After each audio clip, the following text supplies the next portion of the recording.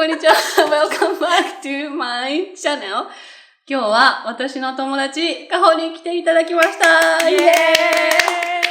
はい、カホは私の高校の時からの友達なんですけど、カホにインタビューして、みんなにカホのことを知ってもらいたいと思います。嬉しい。はい、ありがとう。お願いします。じゃあ簡単に自己紹介をお願いします。皆さん、はじめまして、女研修をしている野内かほです。よろしくお願いします。はい。簡単に自己紹介すると、日本で、助立ちはおほこという、縦集団を立ち上げまして、でそのリーダーをしてます。で、日本だけではなくて、海外でも講演したり、サムライパフォーマンスしたり、あとは指導、教室、レッスンをして、活動をしています。はい。今オンラインレッスンとかもしてるよな。そう、オンラインレッスンもしてます。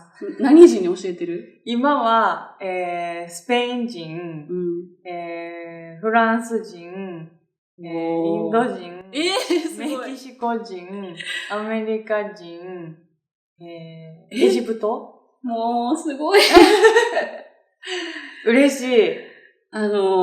ここの教室に3年半ぐらい前かな、私がメキシコから帰ってきて、すぐにここで一緒に縦の練習、肩の練習、さっき見せた肩の練習をしたり、私がカホに英語を教えたりしてたんやけど、その時はカホは全然英語話されへんかったし、なんか、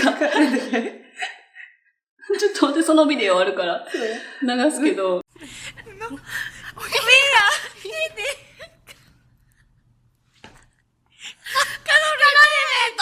その間にいろんなことがあって、いろんなことを乗り越えて、今こうやってカホと動画が撮れてることが、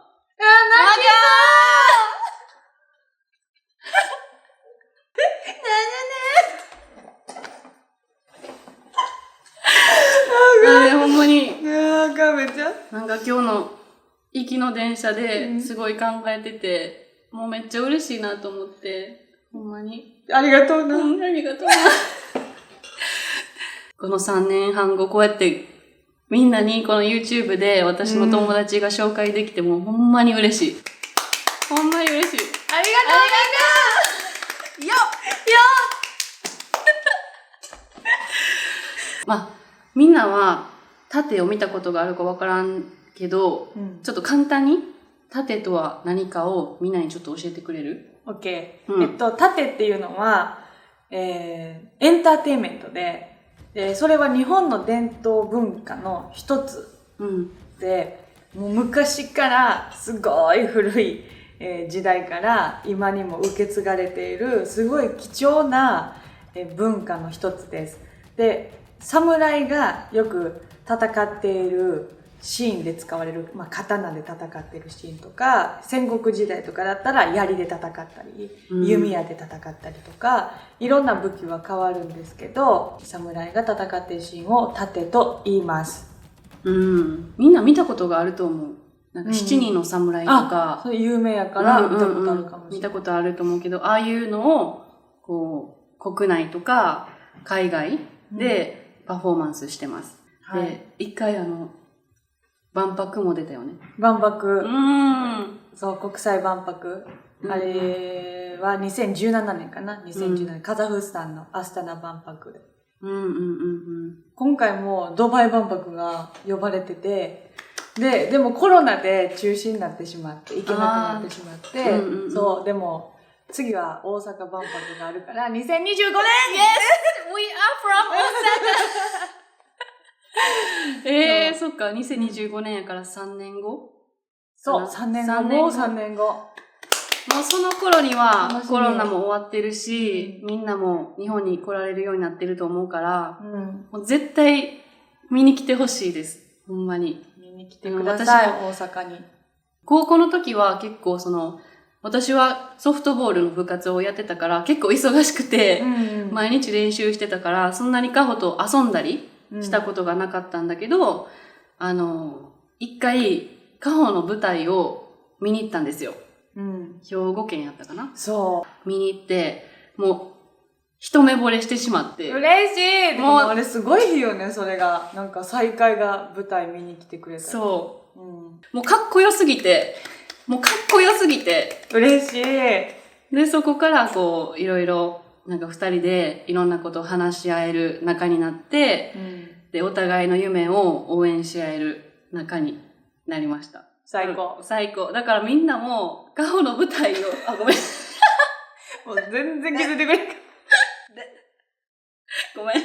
めっちゃ真剣に、みんなも、カホの。ずーっとこうやって待ってたから。そう、みんなも、カホの舞台を見に来たら、本当に一目惚れすると思うから、ぜひ見てほしいです。ほんまに見に来てほしいです。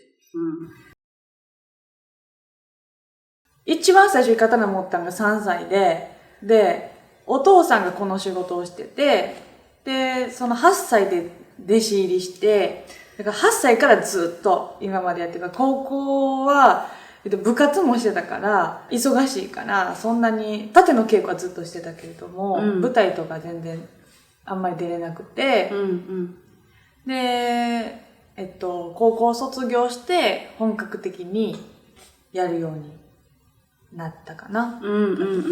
で、これをやっていこうって思ったきっかけはある？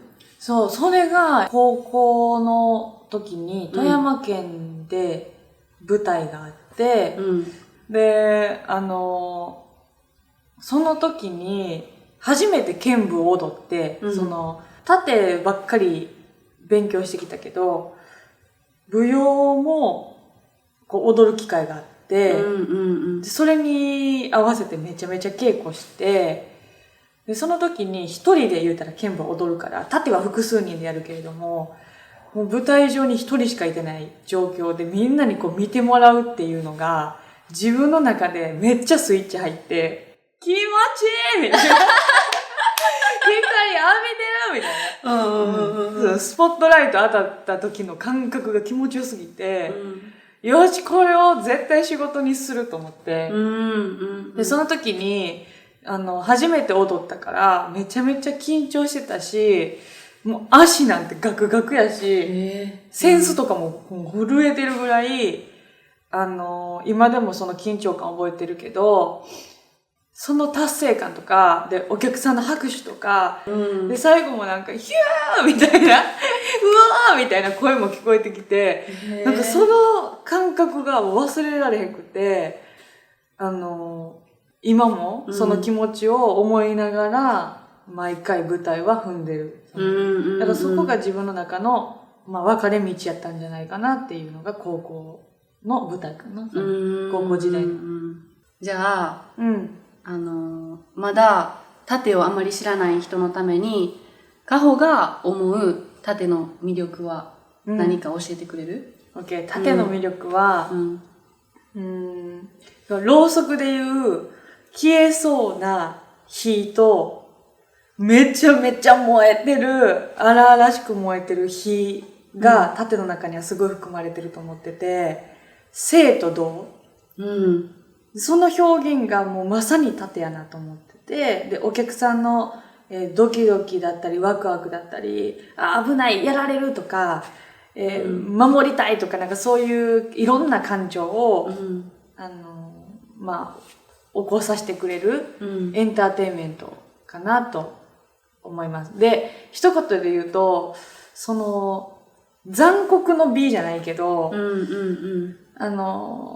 ちょっとここは難しいけど、やられる、やる、切る、切られるっていう役は、こう、私たち演者はもう知った上で、お客さんにハラハラドキドキさせるお芝居なので、そこをいかにお客さんが本当にドキドキ、ハラハラを感じてもらえるかっていうところが、盾の魅力の一つなんじゃないかなと思います。見てたら本当にこう、引き込まれる。もうその瞬間に引き込まれるし、カホがこう盾をしてるのを見てたら、カホも、こう、もう別人。別人。ほんまに別人で、こう何かと繋がってるみたいな。なんかフロー状態にそうだよね。入ってるから、それを見てもはーってなって。そう。だってもうほんまに一歩間違ったら、もう怪我するし、もう刀も刺さってしまうから、相手を怪我させてしまう可能性もあるし、自分も怪我してしまうから、すっごい神経張ってるから、そこの集中力がまた、なんていうの、気持ちいい部分。なんかこう、普段ない緊張感とか、でもそれは絶対お客さんに伝わるものやと思うし、それも演技の一つというか、まあそれがリアルに伝わる。お芝居じゃないところ。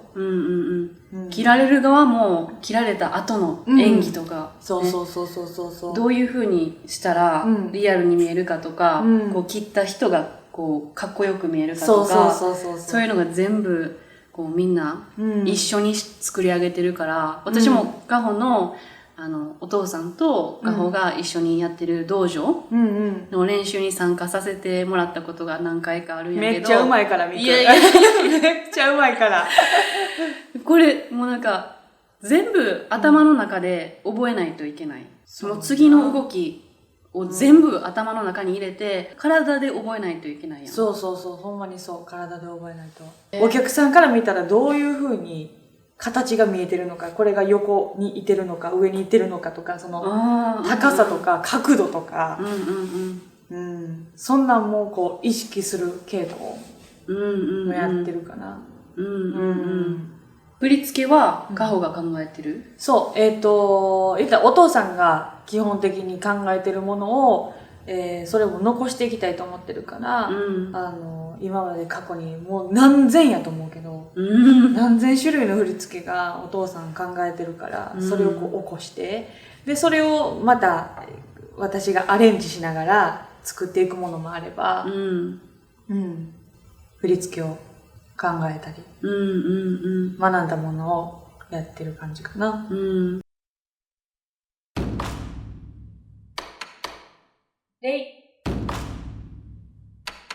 1、2、3、4、5、6、7、8、9、10、11、12、13、14、15、16、17、18、19、20、21、22、23、24、25、26、27、28、29、30。